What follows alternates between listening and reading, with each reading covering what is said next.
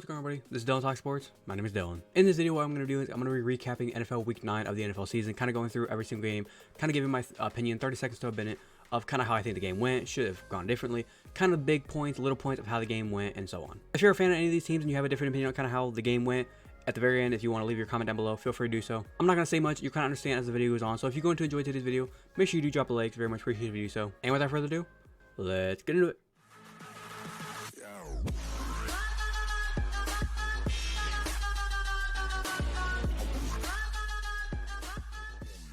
All right, first up, we got Thursday Night Football. We got Titans and the Steelers.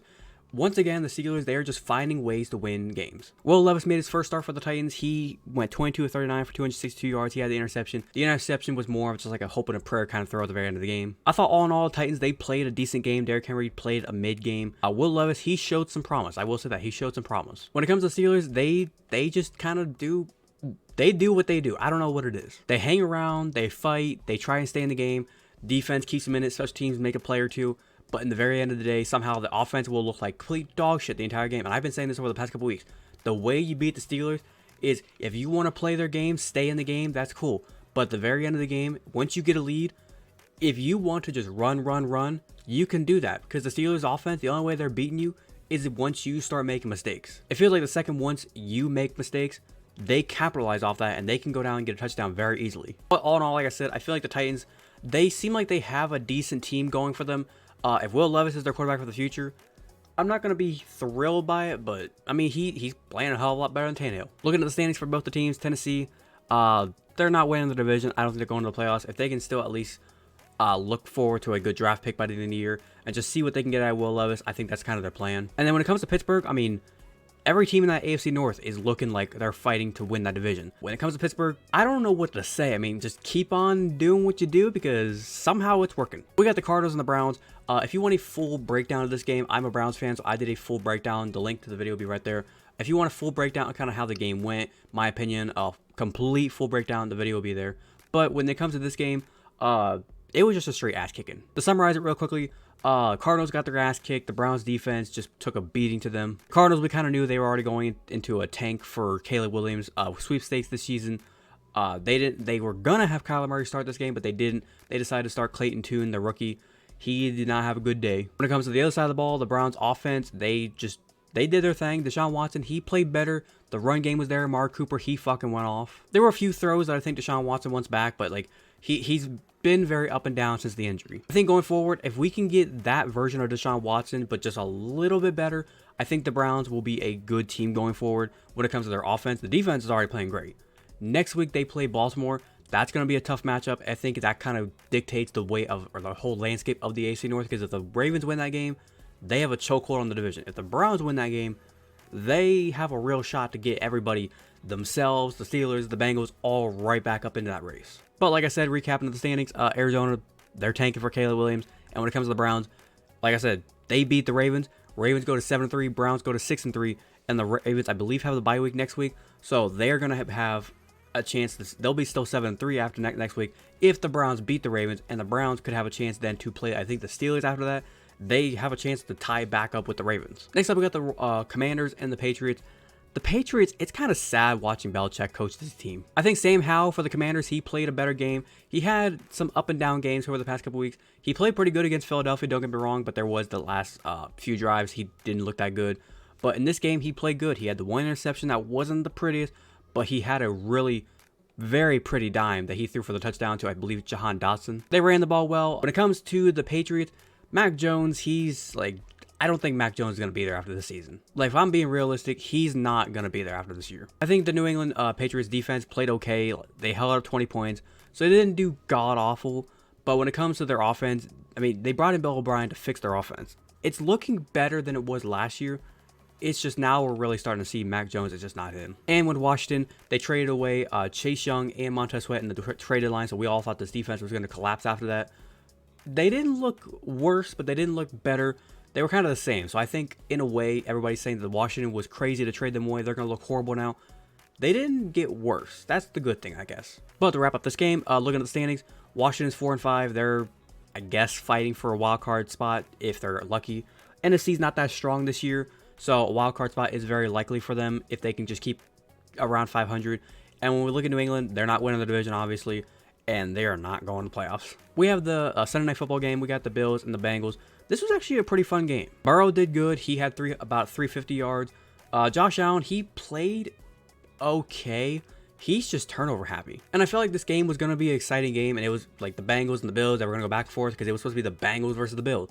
But the second Josh Allen scored that first touchdown, Josh Allen pointed that finger when he was running the end zone, he was like pointing at the Bengals defender. I know in that moment, the Bengals said, okay, it is fucking on. The Bills played decent on offense. They had, like I said, too many turnovers. They had the interception by Josh Allen, then they had that fumble later on. I think it was their tight end, Kincaid. He got like lateral up into the air. He flipped over, ended up fumbled the ball before he hit the ground. I thought he was going to break his fucking neck when he had that flip. Luckily, he's okay. When you look at both teams, their defenses are playing good. It's just Bengals offense. They made enough plays to win the game. Looking at the standings, at Cincinnati 5-3, like I said, Browns beat the Ravens. Cincinnati, they are also being shot right back up there in the competition for the AFC North crown. And I'm kind of going to go ahead and say it now. For anybody out there that said the Bengals were left or for dead when they were 0-2, 1-3, they are just done for. If I was one of those people, you can criticize me, you can yell at me, I deserve it. But if I was one of those people that said they're playing pretty good, they just need the time to get over this calf injury on Joe Burrow, they'll fix themselves.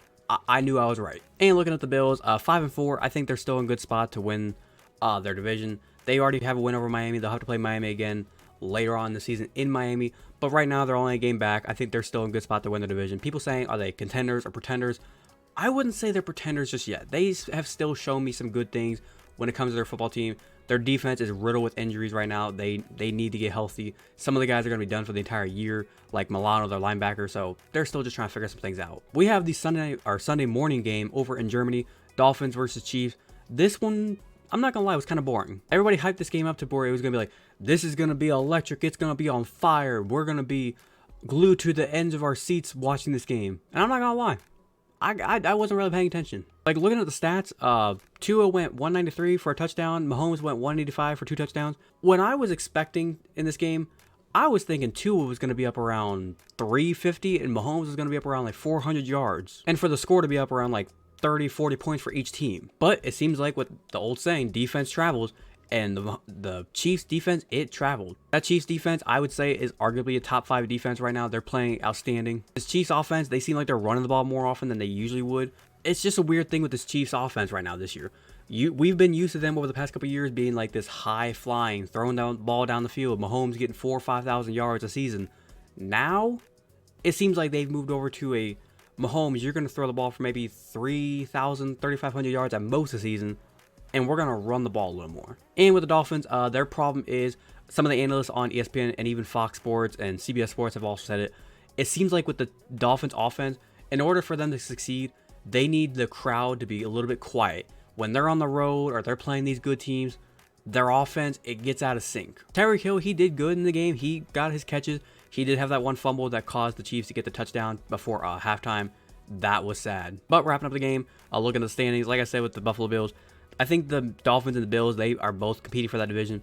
It's just going to come down to, I think, if both teams can just win the games they're supposed to win, and then that last game, or not last game, but whenever they play in Miami against each other, that's going to dictate the division. And then whenever it comes to Kansas City, they're 7-2.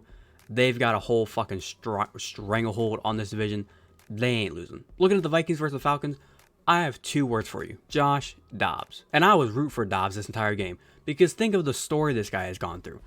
I realized the Browns, they traded him away. It was sad. I didn't really want him to do that.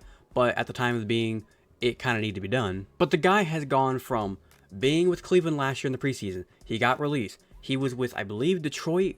And then he went with Tennessee midway through the season. Started for Tennessee whenever they played, I think, the Jaguars. Then he left Tennessee, came back to Cleveland in this offseason. We traded him to the Cardinals. He was with the Cardinals for about 7-8 games-ish. And then they decided to trade him away again to the Minnesota Vikings, because I'm guessing the Cardinals have openly kind of come out and said, we want to tank now. And now he's with the Vikings. And he's only there for 4 days, and he's already starting. That dude had to learn a system.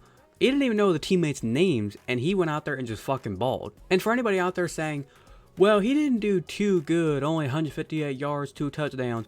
He did more running. Who cares if it's running or passing? It's his stats that helped them win the game. Looking at both sides of the ball, Falcons, their offense was mid. They had Heineke out there as a starter. Heineke does Heineke things. For anybody that doesn't watch Heineke, I watched him when he was in Washington. He played good there. Heineke's just going to do Heineke things. He's going to get you about 200 to 300 yards passing. He's going to get you a touchdown and then probably an interception in there. Their big problem is Bijan Robinson is not being used. Arthur Smith, what the fuck is your problem? I think the moment this team has just been ruined is when Arthur Smith came out talking about, like, I don't care about your fantasy lineups. I'm going to do what helps with the team win. So you are literally you're going to bring fantasy football into real football. So think of it this way. If I had fantasy football and I'm using Bijan Robinson, I want to win, right? You're coaching a actual fucking football team, and you have a top 5 player arguably in the league, top 10-ish, and you're not gonna use him? Who fucking cares about fantasy when you're a head coach of the NFL franchise? Just do what helps the team win. And if you think sitting a great player like Bijan Robinson is going to help you win when clearly it's not helping you, what the fuck is your problem? I'm not going to go too much into that whole situation, but looking at the standings, Minnesota, Detroit better watch the fuck out, because Minnesota, I thought they were done for when they were like 2-3. Now they look like they could possibly come out and try to win this division. And then looking at Atlanta, I know they're 4-5, but this division, Tampa Bay, even though they're 3-5, they could still somehow fuck around and win this division. I think those 3 teams, they still have a shot. Carolina, they're done for. But the 3 teams here, more or less New Orleans and Atlanta, they have a good chance to still win this division. We got the Rams and the Packers. Fill me in the comments. I didn't really watch this game like at all. All I know is the Packers, Jordan Love, he played a little bit better, people said. They said he was a little bit better with his decision making in this game, kind of getting the ball out when it needed to be. And then whenever it comes to the Rams, they had to start a backup quarterback because Matthew Stafford couldn't go. And clearly off the stats, that backup didn't do good. Like I said, I didn't really watch the game that much, so I can't really discuss it too much. But let's just go ahead and go to the standings. Looking at the standings, 3-6 for the Rams. They're not going to win this division, most likely. Seattle and San Francisco are going to probably be battling for that division. When it comes to the Rams, I don't even think a wild card is in their books. They're at this point just trying to hope that they can maybe get Stafford back, see what they got from there. And looking at Green Bay, I don't really know if they're going to even get a wild card spot. Could they? They could. Don't get me wrong. I think they can still get a wild card spot, but division, that's way out of the discussion. Wild card, you have a shot. We got the Bears and the Saints. This was a decent kind of game. The Bears, they showed that Tyson Bagent is a rookie, to be exact. The Saints defense, they were pick happy in that game. They were just having some fun. But it does show a little bit about the Saints of the fact that they only won 24-17, and yet the Bears threw 3 interceptions. When you get 3 interceptions on defense and you still only win the game by a touchdown, that should be kind of scaring you. But all in all, the Bears, they're just not looking good this year. Do they go after a quarterback in next year's draft and move on from Justin Fields? We'll see. But right now, I mean, Justin Fields has been injured. He's not been out there. This Tyson Bagent, whatever his name is, he's been trying to hold her down. Clearly, he's not doing too well when it comes to the Saints. Derek Carr, he looks like he's playing mid-football. He shows some strong side or strong points, and then other times he's just like looking like he doesn't know how to throw a football. But moving on, looking at the standings, Bears 2-7, they ain't going anywhere. And looking at New Orleans, like I said earlier, they can still win their division.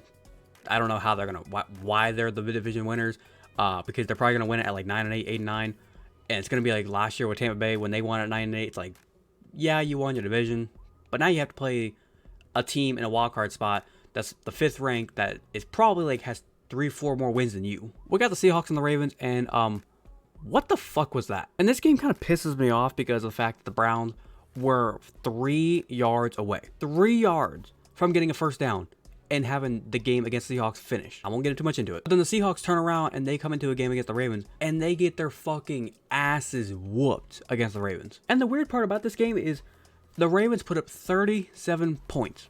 37 points. You know how many touchdowns Lamar Jackson scored passing? None. You know how many touchdowns Lamar Jackson scored running the ball?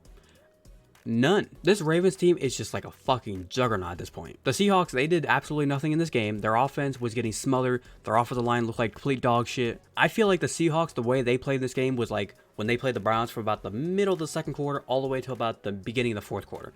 That's how their offense looked this entire game. The Ravens was pressuring Geno with just 4 guys sometimes. They were tipping balls. Geno couldn't get anything moving downfield. They couldn't even run the ball. And when it comes to the Ravens offense, they were just doing whatever the hell they wanted. Looking at the standings, I think the Seattle Seahawks, they'll bounce back after this game. They're going to have to take this one on the chin. They'll have to move on. They got a good chance to still win the division, hopefully. When it comes to Baltimore, I said it already. If Cleveland, and it's a very, very big if Cleveland beats Baltimore next week, Cleveland has a shot to win the division. Pittsburgh has a shot to win the division. Cincinnati has a shot to win the division, and it brings Baltimore back down. If Baltimore wins this game, they are like taking a full-on chokehold on this division. Let's get to the best game of the week, the Buccaneers versus the Texans. This game was fucking fireworks. I know I kind of hate on Baker Mayfield at times because him leaving Cleveland and all the things that kind of went on in Cleveland, but he did play good. And I realize he's not the superstar of this game, but I gotta give my flowers when it's deserved. 265 yards, 2 touchdowns, the guy played good. And the fact that he put together a drive at the end of the game and he got his team in the end zone, had the touchdown, they should have won the game at the end. It's the only sad part was he left 40 seconds to go. And did he really think in that moment, did anybody think, okay, 40 seconds to go for a rookie quarterback, they ain't gonna go down there and get a touchdown? CJ Stroud said, fuck it, hold my beer. CJ Stroud goes out there and he puts up pretty much one of the best stats we've seen from a rookie quarterback ever. 470 yards, 5 touchdowns. I'm pretty sure that's a record for rookie passing touchdowns in a game, and record for rookie passing yards in a game. That beat Andrew Luck's record. And oh my god, don't even get me started on the throws he had to make. The 2 throws that he had to make towards the end of the game, the one throw where it was like a deep corner route, oh my god, that ball was dropped in the breadbasket, and then the throw he had to make to the end zone, that shit was put on a frozen rope. I think looking at the Texans, they're in a really good spot with their franchise. Their defense is playing good. Their offense is now playing exceptional. Looking at the standings, Tampa Bay, they're 3-5. They could still try and fight and win the division, but I don't know if I see it happening. And then looking at Houston, hey, they're 4-4. Don't be surprised when we look up at the end of the year and this team is in the wild card race, and they are actually a wild card team in the playoffs. We got the Colts and the Panthers. This was actually a mid-game. Bryce Young is doing Bryce Young things, which are not good things. Coming into the season, I knew Bryce Young was not going to look that good. Everybody was like, oh my god, he's generational talent. He's going to be so good, rookie of the year candidate. Now everybody's questioning, should the Panthers have taken CJ Stroud instead? And I want to ask all those people who also were the same people saying, Ohio State quarterbacks are bust. They don't do good in the NFL. Really? You want to say that now? You're going to look at the score and you're going to say 27-13. You would say, wow, did Gardner Minshew outdo Bryce Young? No. Bryce Young just had 2 pick sixes. That's the reason they lost this game. I mean, you lose by 2 touchdowns and you allow 2 pick sixes. Kind of shows where you lost the game. I mean, it's like the Colts offense, they didn't really do much. Their defense just, they came up huge. They came up huge. Looking at the stats, I mean, the Colts, they're 4-5. I don't know if they could win their division. They're kind of the same boat as Houston. If Indianapolis was a wild card team at the end of the year, it wouldn't surprise me, but it would kind of raise my eyebrows and be like, how did that happen? And looking at Carolina, I think they're kind of in the same boat as like what I said with Arizona earlier on. I realize Carolina just drafted Bryce Young and he's supposed to be the quarterback of the future, but right now he ain't look. Everybody said Bryce Young was a generational talent. I don't know about that after these couple weeks. We got the Giants and the Raiders. The Raiders just fired Josh McDaniels as their head coach. They also fired their general manager and their offensive coordinator, so they're going into a full rebuild. They hired Antonio Pierce to be their head coach, interim head coach. He was also the former linebacker coach for the Raiders these first 8 or 9 weeks. He did pretty good as a head coach for this game. Kind of to summarize the entire game. Raiders kicked the shit out of the Giants. Daniel Jones, he went down in the game. He has a torn ACL, so he's done for the year. Raiders had, I think, 9 sacks in this game, so that was huge. The Raiders running game, it was big in this game. They were running the ball all over the place. They had Aiden O'Connell starting this game. Jimmy Garoppolo got benched. Not surprising. And looking at the Giants offense, DeVito, he started, didn't do good. All in all, like the entire game, it was like every single time you looked over at the game, DeVito was on his back, and the Raiders were just running the ball. There was nothing really different going on. Now, going forward, do I think this Raiders team is going to change now that Josh McDaniels is gone? I think they will change a little bit. This is going to be a new identity, a new mindset going forward for them. But looking at the standings, like with Vegas, I think they can change things. They're not going to win the division, obviously. But I don't even know about wild card. It's possible, but I think at this point, they're just trying to feel themselves out, and they're trying to just have a good season, trying to have some good vibes going on down there. And then looking at New York, they're not winning the division. They ain't going to no wild card team. I think at this point, everybody's been saying, should they move on from Daniel Jones? Because with him having his ACL surgery this late in the year, he's not going to play this year. He's probably not going to play most of next year. And then with his contract, yes, it's a bad contract, but there is a loophole in it to where they can get out of it after next season. Do they draft a quarterback this year in the draft with, hell, 5 or 6 quarterbacks that could possibly be generational NFL talents? We got 2 more games left. We got the Cowboys and the Eagles. This was arguably game of the year consideration with the way it went. You had your highs, you had your lows, you had your ups or downs, you had your bad calls, your good calls, the crazy moments. I do want to say one thing. Yes, I hate the Cowboys, but anybody out there that is trying to say Dak Prescott's the reason they lost this game, you need to fucking watch some football and learn football. Because Dak Prescott, he put his heart and soul out in that game. Yes, there was maybe 1 or 2 things he could have changed, like the stepping out of bounds on the 2-point conversion. That is kind of solely on his fault, but I'm sure in that moment, he was trying to focus on the goal line and when he was going to run the boundary, the defender just kind of shoved him. Jalen Hurts, he did have a knee injury in the game. I think it's okay. He got hit like on the side of his knee. Everybody was saying maybe an MCL, but I think he's good to go. DeAndre Swift, he didn't really run the ball that well, even though he's been huge for a lot of people in fantasy football. Didn't do good in this game. But going to the end of the game, there was a couple of things that kind of went wrong for the Cowboys, like the 4th and goal touchdown where the guy's knee went down. It was called a touchdown, but they realized the guy's knee was down. Ball was like just barely behind the line, so they had to call that back. And then the very end of the game, the Cowboys, they had the chance to go down and win the game. They were moving the ball downfield with a pass interference and then a roughing the passer call. That was bullshit. What the hell are you doing, the Eagles defender? But they got to the end of the field. They were down like the 10-yard line, and then they had, I believe, a offsides penalty that moved them up. Then they had a false start that backed them up. Then I think they had a sack that moved them back. Then with like 15 seconds to go, they're trying to no huddle, maybe try to spike the ball. What do? Nope, they call 911, which is translation for last play. Let's just run something. Everybody goes to the end zone.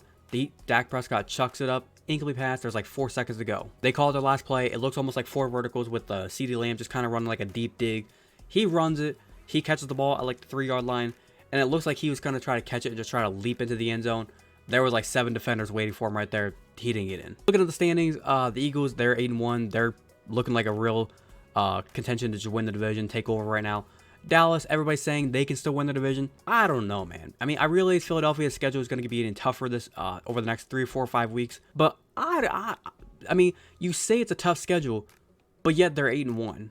If you're 8-1, how is it a tough schedule when you're 8-1? How are they much tougher than you when you have the best record? That's just a little penny for my thought, but like I said, I think Philadelphia is a good spot to win the division.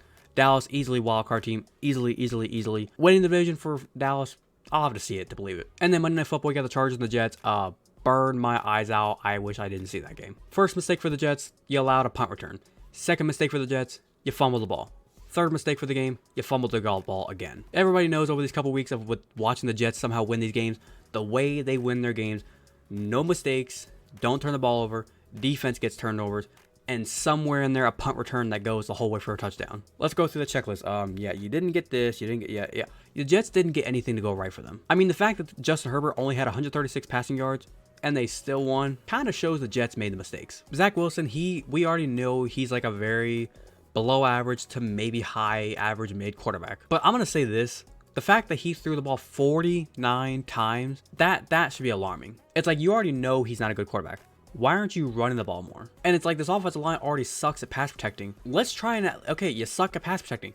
Can we make you good at least run blocking? Because, I mean, hell, at this point, it's like give Zach Wilson something to do. And if the offensive line sucks, what's going to happen when Aaron Rodgers comes back? I'm not going to go too much into it. Let's go look at the standings to wrap it up. Chargers 4-4, not winning the division. Wild card, maybe. If not, I have heard Brandon Staley, this is his last chance. If he don't make the playoffs this year, he's getting the boot. And looking at the Jets, they're 4-4. If they would have won this game, they would be right there in contention for winning this division. Now, I don't know. But I'm going to wrap it up there. Hopefully, you guys did go on to enjoy today's video. If you had a different opinion, like I said, as always with all these game reviews, and yet you had a different opinion on kind of how the game went, maybe you're a fan of any of these teams and you kind of had a different opinion, you watched the game more in depth, maybe I missed a detail and you want to leave it down in the comment section down below, feel free to do so. If you wanted to watch the entire today's video, thank you very much, and you enjoyed today's video, make sure you go ahead and drop a like. It's very much appreciated if you do so. And if you're a fan of the content that I am posting here and you want to go and hit that big red subscribe button, feel free to do so, and do not forget to hit that little notification bell to be notified the second I post. But without further ado, this has been Don't Talk Sports. Have a great day. Peace.